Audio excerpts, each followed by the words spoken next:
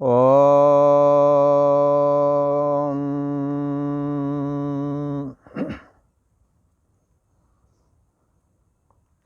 ओम शंकरं शंकराचार्यं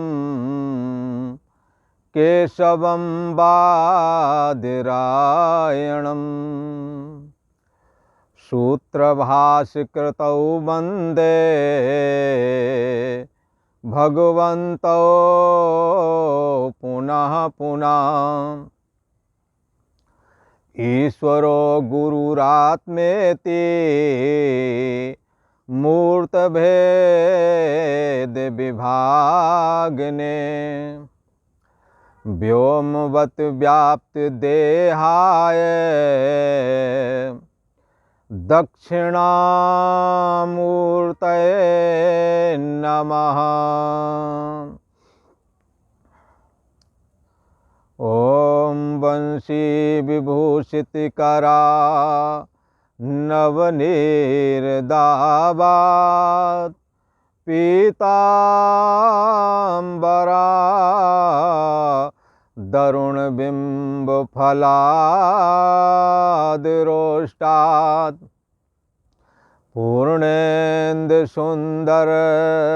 मुखादर बिन्दनेत्रात्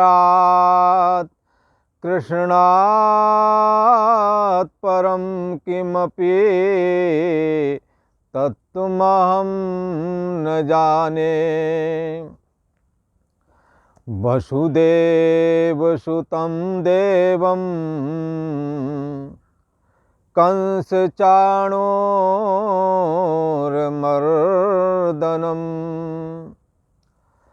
देवकी परमानन्दं कृष्णं वन्दे जगद्गुरुम्। ओम शांतिः शांतिः शांतिः। ऐं सरस्वत्यै नमः। श्री गंगा देव्यै नमः। पूर्व का प्रसंग दैवासुर संपत्ति विभाग योग करके जो 16वां अध्याय था वो संपन्न हो चुका है। भगवान श्री कृष्ण ने उसमें बताया कि आसुरी संपत्ति का आश्रय कभी न लेना चाहिए। निमंदाया आसुरी मता, ये आसुरी संपत्ति बंधन करती है, ये दुखी करती है। आसुरी संपत्ति को अपनाने वाले लोग कष्टमय जीवन व्यतीत करते हैं, विक्षेपमय जीवन व्यतीत करते हैं और भगवान से तो वो बहुत दूर हो जाते हैं। इसलिए हमें आसुरी संपत्ति का त्याग कर देना चाहिए। कौन सी आसुरी संपत्ति है? दंभाचरण करना, असत्य बोलना, घमंड भरी बातें करना, कोई ज़्यादा एनर्जी कोई पावर नहीं फिर भी तड़ीबाजी दिखाना, हम ऐसा कर देंगे, हम वैसा कर देंगे, हमारी कलम में बड़ा पावर है और कलम तुम्हारी कुछ नहीं कर सकती तो भी बोलते हैं। ये आसुरी संपत्ति है। तो क्या है? इसी प्रकार दैवी संपत्ति दैवी संपत्ति में एक दूसरे के प्रति सहानुभूतिपूर्ण बर्ताव करना, जगत का आश्रय और प्रकाशक परमात्मा है, उसकी शरण ग्रहण करना, उसकी भक्ति करना और जो भी कर्म करें वो फलाकांक्षा रहित होकर के ईश्वर अर्पण बुद्धि से करें। ये जग हरि का रूप है ऐसा समझ करके समस्त प्राणियों के प्रति मैत्री भाव रखना और इन्हों के प्रति वैसा ही बर्ताव करना जैसा कि आप अपने के प्रति चाहते हैं। ऐसा करने वाला सद्गुणी कहलाता है। काम क्रोध आदि और इंद्रियों का निग्रह, मन का विषयों में न जाने देना। दैवी संपत्ति वाले अपने मन और इंद्रियों को कंट्रोल में रखते हैं और भगवान को इस जगत का आश्रय जानते हैं। पर आसुरी संपत्ति वाले लोग कहते हैं इस जगत का आश्रय कोई नहीं है, ये स्त्री और पुरुष के संयोग से बन गया है, इसके अलावा और कोई इस जगत का कारण नहीं है, ऐसा मानते हैं, असत्य भाषण करते हैं। इस तरह से दैवी और आसुरी संपत्ति का निरूपण पूर्व में किया गया। पर दैवी संपत्ति को धारण करना चाहिए, आसुरी संपत्ति का सर्वथा त्याग कर देना चाहिए, क्योंकि दैवी संपत्ति आपको भगवान की भक्ति दे करके मुक्ति देने वाली है, और आसुरी शक्ति, आसुरी जो संपत्ति है, जो दुर्गुण है, वो आपको नरकों में ले जाएंगे। यहाँ कष्टमय जीवन व्यतीत करोगे, विक्षेप में जीवन व्यतीत करोगे, अगला जन्म भी खराब कर लोगे। बार बार आसुरी योनियों में डाला जाता है, इससे बचना चाहिए। तो कैसे बचें, किससे पूछें? तो भगवान ने कहा तस्मात् शास्त्रम प्रमाणम कार्याकार व्यवस्थित हो। हमें क्या करना है, क्या नहीं करना है, इस काम के लिए शास्त्र प्रमाण है। और सभी शास्त्र की स्वामिनी, सभी शास्त्रों का निचोड़ ये श्रीमद् भगवद गीता, जो कि भगवान श्री कृष्ण के श्रीमुख से निकली हुई है, जब मौजूद है तो किमन्यई शास्त्र विस्तरई। फिर और शास्त्र क्यों जाओगे खोजने? इसमें सब कुछ लिखा है, जो एक मनुष्य जीवन में जरूरी है, वो सब बातें इसमें लिखी हैं। कैसे रहना है, क्या करना है, सब इसमें बताया गया है। अपने अपने कर्तव्यों का पालन करते हुए उन्नति करो। जब हम अपने कर्तव्यों का निर्वहन नहीं करते तभी दुख आ जाते हैं, तभी हमारे काम खराब होते हैं। इसलिए स्वकर्मणा तमाभ्यर्चम, अपने कर्म के द्वारा उस ईश्वर का जो कि तुम्हारे अंदर समाया हुआ है उसकी पूजा करो। तस्मात् शास्त्रम प्रमाणम, ये सब समझने के लिए शास्त्र और सज्जन पुरुष, ये दोनों चीज़ें हर जगह मिलती हैं। कई बार कहेंगे यहाँ साधु तो नहीं है, पर और लोग समझदार होंगे। आपके जीवन में कष्ट है, उनके जीवन में कष्ट नहीं है, वो सद्विचार वाले हैं, तो उनसे सीख लो। वो दुर्व्यसन तुम भी छोड़ दो, जिन्हों की वजह से तुम्हारी उन्नति रुकी हुई है। आप सद्विचार धारण करें, मंदिर जाएं, मंदिरों में भगवान की सेवा करें, झाड़ू पोंछा करें, अपने बुजुर्ग माता पिता का सत्कार करें, उनकी सेवा करें, उनसे प्रेम से बोलें। ऐसा करने से आपको, जब आप अच्छे कर्म करेंगे तो आपके पास अच्छे लोग आवेंगे, और उन्हों के बीच में कोई अवश्य ही साधु पुरुष भी कभी न कभी आएगा। भगवान की कृपा होवेगी। इसलिए आप ये अच्छे कर्म करके पुण्य कमाएं, और पूर्ण पुंज बिल मिले न संता। जब तक जीवन में पूर्ण नहीं होते हैं, संत नहीं मिलते। और जीवन में पूर्ण कब आते हैं? जब दैवी संपत्ति अर्जित करो। दैवी संपत्ति कहते ही उसे हैं जब ये मनुष्य अपने बुजुर्ग माता पिता आदि की सेवा करने लगता, अपने सारे दायित्वों का निर्वहन करता है, बदले में कुछ चाहता नहीं है, सबके काम आता है, पर अपने काम के लिए किसी की अपेक्षा नहीं करता है, सबको मान देता है, आप मान की इच्छा नहीं रखता है। भगवान राम ने तो कहा भरत प्राण सम ते मम प्राणी, जो सभी को मान देते हैं, आप मान नहीं चाहता, सबका सत्कार करते हैं, ये सद्गुण है, ये दैवी संपत्ति है। इसे अर्जित करना चाहिए, इससे भगवान की भक्ति जागेगी, पूर्ण आपके बढ़ेंगे, आपको संत मिलेंगे। कहा तो यहाँ तक गया, जिसने जीवन में संतों का दर्शन नहीं किया उसका नेत्र बेकार है। कहते हैं संत दरस संत सभा सपनेऊ नहीं देखी। इतने राग द्वेष घर गृहस्थी के जीवन में व्यस्त हो गए कि स्वप्न में भी संतों के दर्शन तुम्हें नहीं होते हैं।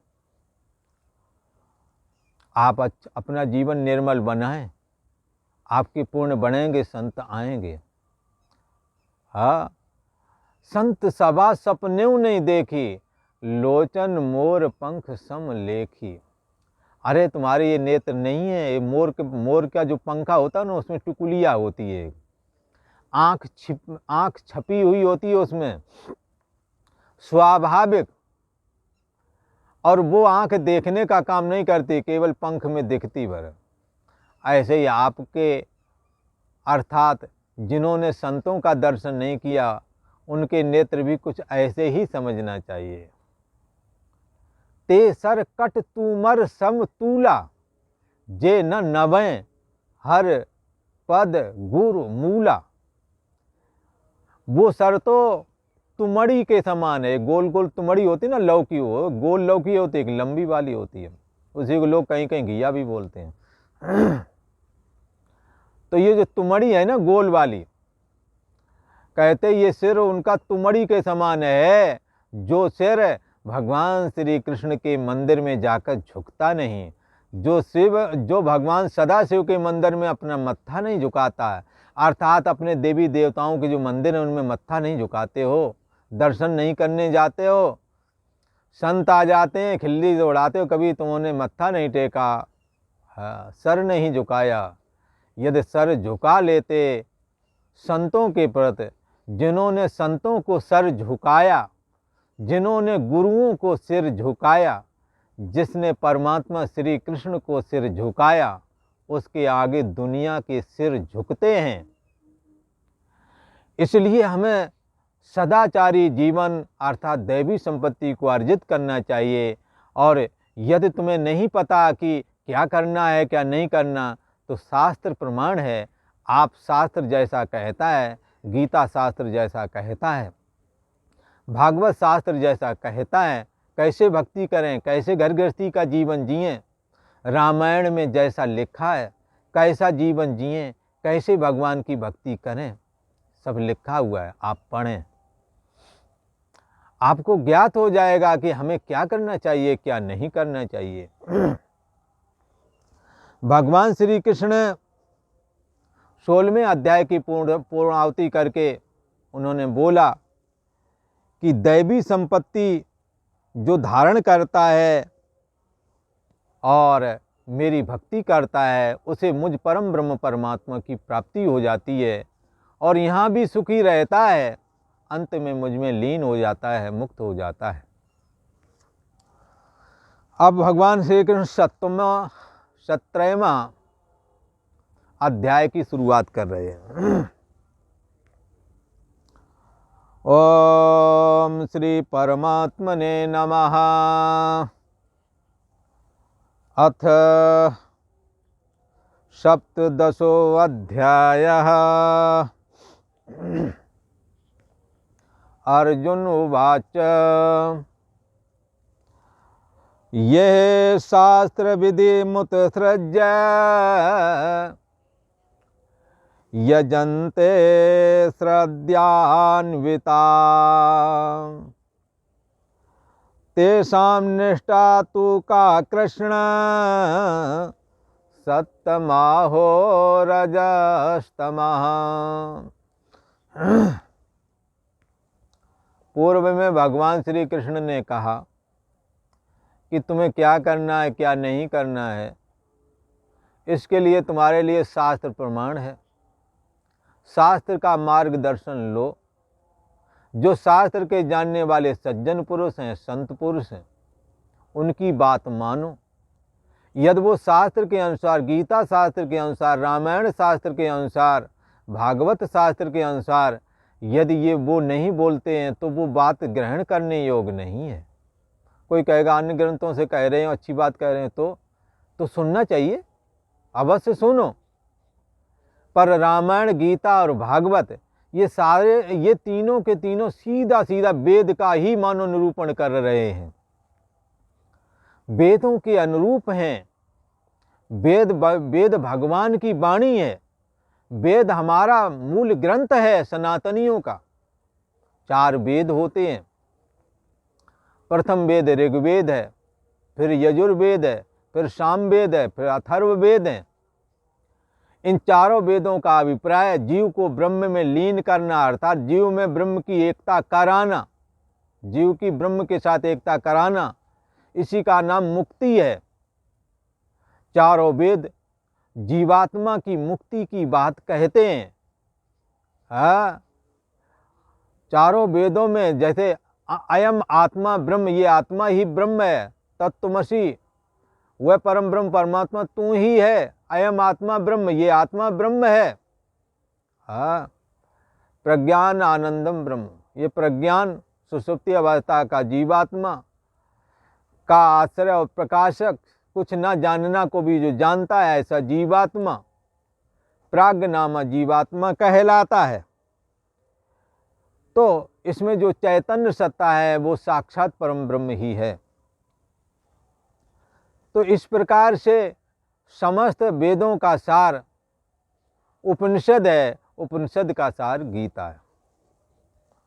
भगवान श्री कृष्ण अर्जुन से कहते हैं नहीं, अर्जुन कह रहे हैं जो शास्त्र विधि का तो त्याग कर दिया, शास्त्र विधि उन्हें पता नहीं, और हे कृष्ण यह शास्त्र विधि मुत्सृज, जो मनुष्य शास्त्र विधि का त्याग करके केवल श्रद्धा से, शास्त्र जानते नहीं, केवल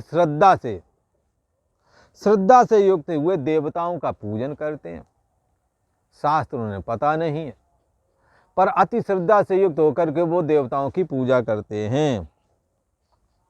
तो क्या तेषाम निष्ठा तू का, इनकी निष्ठा को क्या कहना चाहिए।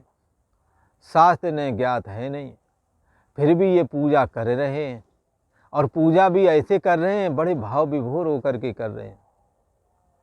भगवान के गुण गाते हैं तो ऐसे नहीं, मम गुण गावत पुलक शरीरा, शरीर पुलकित हो जा रहा है, वाणी अश्रुओं से रुंध जा रही है, भगवान के प्रेम में कंठ अवरुद्ध हो रहा है, नेत्रों से अश्रुपात हो रहे हैं। ऐसा है, पर शास्त्र नहीं बेचारे जानते उनकी स्थिति कौन सी है। उनकी स्थिति को सात्विक स्थिति कहें, सात्विकी स्थिति है अथवा राजसी स्थिति है अथवा तामसी स्थिति है, उनको क्या कहा जाएगा। इस प्रकार से भगवान श्री कृष्ण ने अर्जुन भगवान श्री कृष्ण से पूछ रहे हैं, कृष्ण ये शास्त्र विधि मुत्सृज्य श्रद्धयान्विता ये जानते, हे कृष्ण जो मनुष्य शास्त्र विधि का त्याग करके श्रद्धा से युक्त हुए देवताओं का पूजन करते हैं, उन्होंने तेषाम निष्ठा, उन्हों की जो स्थिति है, हाँ किनों की, जो केवल श्रद्धा युक्त हैं देवताओं की, देवता देवी देवता आदि की पूजा करते हैं, तो उनकी जो स्थिति है, शास्त्र ज्ञान नहीं, श्रद्धा है, बड़े विश्वास से कर रहे हैं, उनको सात्विकी कहें, राजसी कहें, तामसी कहें, क्या कहें। भगवान श्री कृष्ण कहते हैं अर्जुन, ये श्रद्धा भी 3 प्रकार की होती है गुणों के अनुसार। श्री भगवान उवाच त्रिविधा भवति श्रद्धा देहिनां सा स्वभावजा,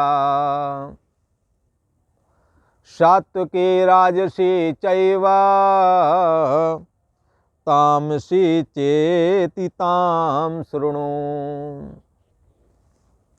भगवान श्री कृष्ण के प्रति, हाँ भगवान श्री कृष्ण अर्जुन के प्रति बोल रहे हैं, क्या बोल रहे हैं, गुणों के अनुसार 3 प्रकार की श्रद्धा भी होती है।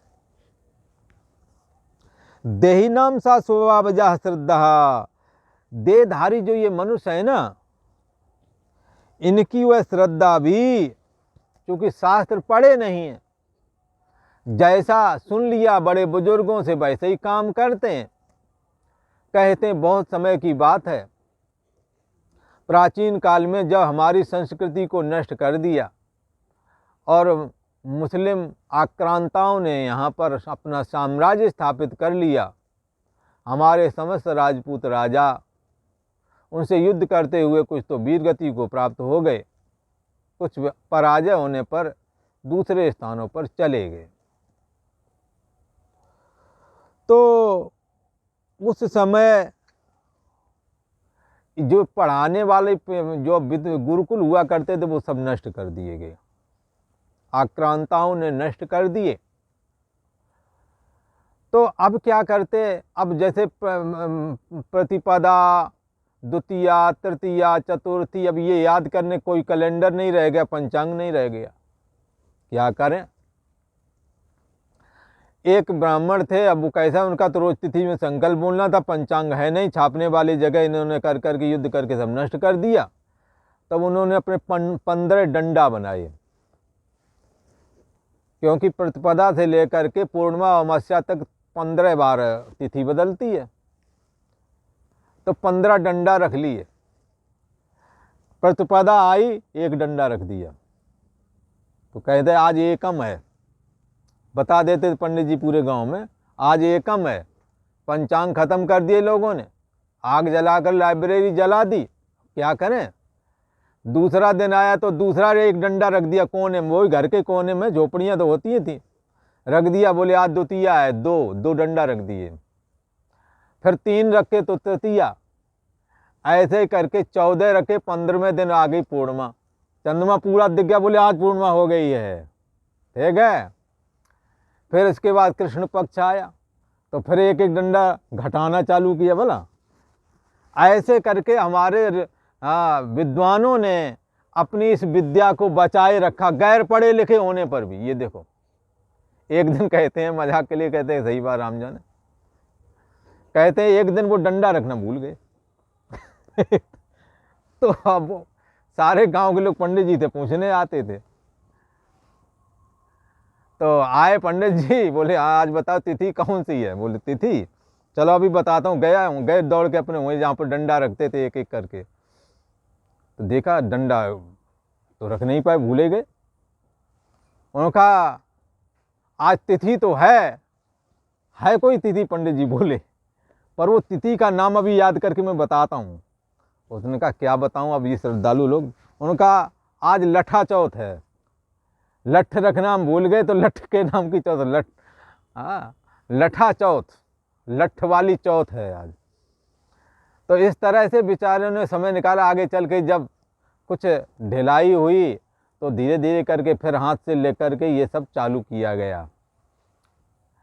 तो इस तरह से अब वो बेचारे कितने श्रद्धालु थे, उन्होंने होली मनाई, दीपावली मनाई, रक्षाबंधन मनाए, बगैर पंचांग के ही मनाए, बगैर पंचांग के ही तिथियां जोड़े रहे, दिन जोड़े रहे, वर्ष जोड़े रहे, 6 ऋतुआं बदलती हैं, अपना ऐसे ही जोड़े रहे। उनके अंदर श्रद्धा थी, सनातनी श्रद्धा, दृढ़ता पूर्वक बंधे रहे। हैं, कार्तिक अमावस्या आएगी, दीपावली है, समझ में आया।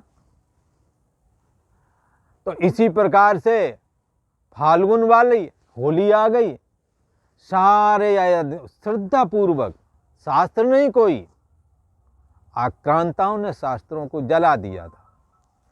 भगवान श्री कृष्ण कहते हैं मनुष्यों की वो शास्त्रीय संस्कार से रहे, शास्त्र है नहीं तो भी उनके अंदर श्रद्धा होती है। वो श्रद्धा भी 3 प्रकार की। स्वाभाविक श्रद्धा होती है, कई तो जन्मते ही किसी को जल चढ़ाते देख लिया, शिव जी पर जल चढ़ाने जा रहे हैं, वो पूछना है, वो 1 लोटा भर के चढ़ा जाते हैं। जल महादेव जी पर चढ़ाए, बोले किसने बताया, बोले किसी ने, वो चढ़ा रहा था, हमने चढ़ा दिया। कहीं इसने तो नहीं चढ़ाया, ये भी तो खड़ा था, तो बोले इसके अंदर संस्कार नहीं, स्वभावजा श्रद्धा इसके अंदर नहीं है भक्ति करने की। जिसके अंदर होवेगी उसे बताना नहीं पड़ेगा, वो करने लगेगा। मनुष्यों की शास्त्र संस्कार से रहत केवल स्वभाव से उत्पन्न होने वाली श्रद्धा, स्वाभाविक श्रद्धा, कई लोग स्वाभाविक बच्चे जन्मते चोरी करने लगते हैं, कई स्वाभाविक ही कोई रामायण की पंक्तियाँ याद हो जाती बच्चों को। क्यों? स्वाभाविक उनकी श्रद्धा है, जन्म जन्मांतर के संस्कार हैं। तो शास्त्र संस्कार से रहे तो वो जो मनुष्य हैं उनकी भी स्वाभाविक श्रद्धा 3 प्रकार की होती है, सात्विकी श्रद्धा, राजसी श्रद्धा और तामसी श्रद्धा। ऐसे तीनों प्रकार की ये जो श्रद्धा है, उसको मैं तुझसे कहता हूँ, तुम सुनो। अब भगवान श्री कृष्ण श्रद्धा का निरूपण करने वाले हैं कि ये श्रद्धा किस प्रकार से जीवन में स्वाभाविक तौर पर होती है।